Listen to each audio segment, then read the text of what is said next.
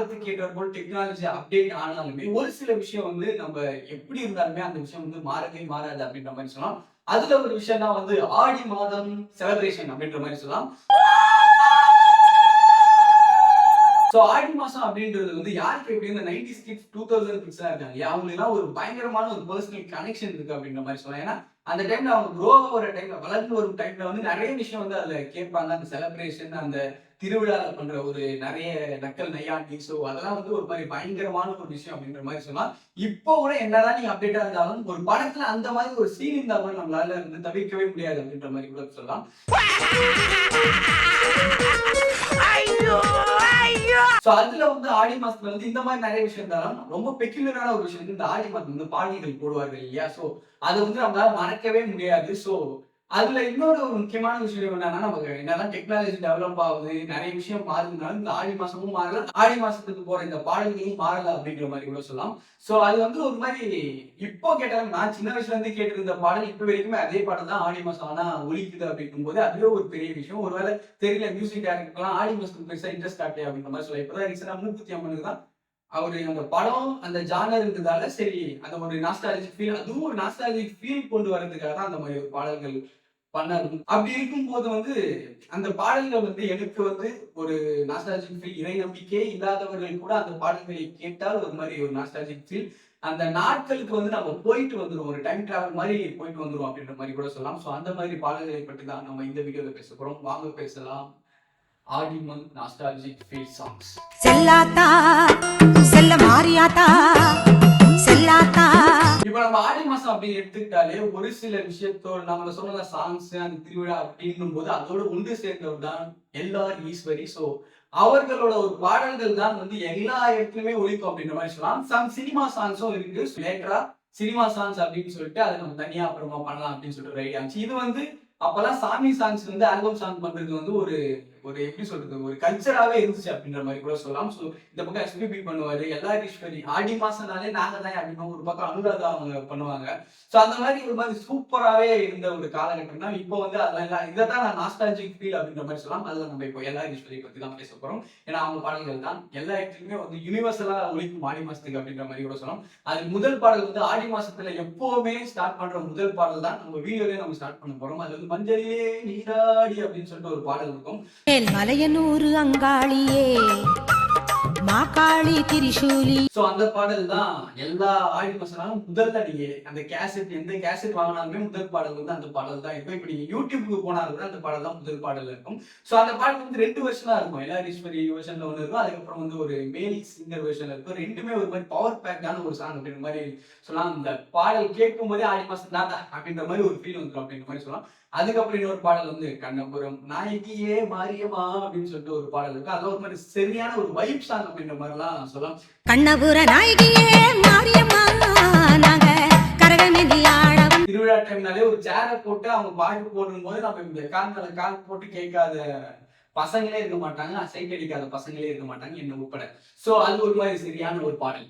அதுக்கப்புறம் வந்து ஒரு சரியான ஒரு பாடல் வந்து சம பாட்டு பாருங்க அப்படின்னு பூவால் கரகம் எடுத்து ஆடி வருவோம் அப்படின்னு சொல்லிட்டு இந்த திருவிழாவுக்கு செகண்ட் டே அப்படின்னு ஒரு விஷயம் சொல்லுவாங்க. ஸோ அந்த மெட்டீரியலான ஒரு பாடல் தான் அப்படின்ற மாதிரி அந்த லைட் செட்டப்லாம் போட்டுட்டு அந்த பாடல் கேட்டா ஒரு ஃபீல் வந்துடும். அந்த திருவிழா ஃபீல் வர மாதிரியே ஒரு பாடல் தான் அந்த பூவால் கரகம் எடுத்து ஆடி வருவோம் அப்படின்னு சொல்லிட்டு ஒரு பாடல் இருக்கும். பூவால் கரகம் எடுத்து ஆடி வருவோம் பூலோக மாறி உனக்கு மாலையிடுவோம்.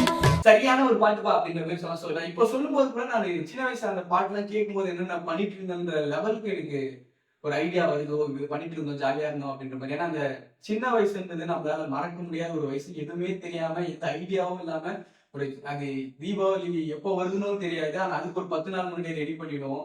ஸோ அந்த மாதிரி தான் ஆடி மாசமும் அந்த பசங்களாம் ஒன்னா சேர்ந்து ஒரே ஜெஸ்ஸி அடிக்கிறது அதெல்லாம் வந்து ஒரு சரியான ஒரு கல்ச்சர் அப்படின்ற மாதிரி சொல்லலாம்.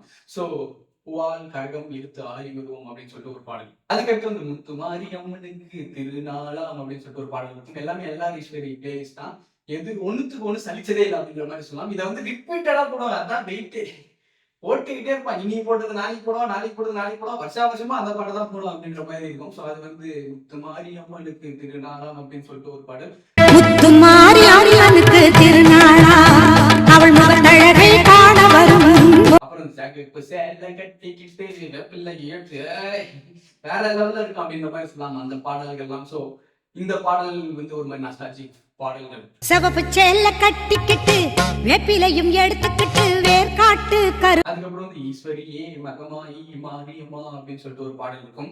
அந்த பாடல் ஒரு மாதிரி சரியான பாடல். ஈஸ்வரியே மகமாயி மாரியம்மா நாங்க எண்ணி. அதுக்கப்புறம் இந்த லாஸ்ட் பட் நாட் லீஸ்ட் ரொம்ப ரொம்ப சூப்பரான ஒரு பாடல் வந்து என்ன பாடல் வந்து இன்னொரு இந்த மகமாயி சமயபுரத்தாயே அப்படின்னு சொல்லிட்டு ஒரு பாடல் இருக்கும். அந்த பாடல் வந்து ஒரு மாதிரி பயங்கரமா இருக்கும்.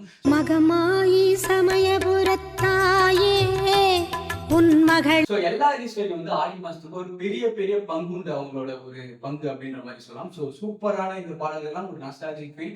சோ இந்த பாடல்கள் பாடுவதால் எனக்கு கடவுள் நம்பிக்கை இருக்கு. ஆடி மாசத்துக்காக ஒரு மாதிரி பயங்கரமா சொல்றதெல்லாம் எனக்கு இது சுத்தமா கடவுள் நம்பிக்கையே கிடையாது.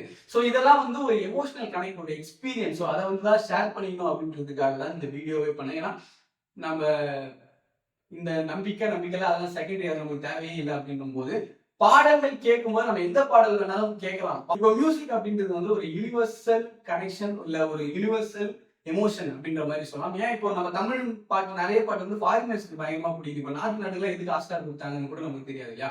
ஸோ பாடல்னும் போது அது எந்த பாடலா இருந்தாலும் நல்லா இருந்துச்சுன்னா நல்லா இருந்துச்சு, ஒரு எமோஷனல் கனெக்ட் இருந்துச்சுன்னா அந்த கனெக்ட் இருந்துச்சு, அதை நம்ம தெளிவா சொல்லிடணும். ஸோ ஆடி மாசம் ஸ்பெஷல் யார் யார் கொண்டாடுறீங்களோ பயங்கரமா கொண்டாடுங்க. இப்ப இருக்கிற பசங்க வந்து கொண்டாடுறாங்களா இல்லையான்னு கூட பெருசா தெரியல. ஏன்னா இப்ப நம்ம போனே தான் பார்த்துட்டு இருக்கோம், பெருசா நம்ம பார்க்கறதே இல்லை அப்படின்ற மாதிரி கூட சொல்லலாம்.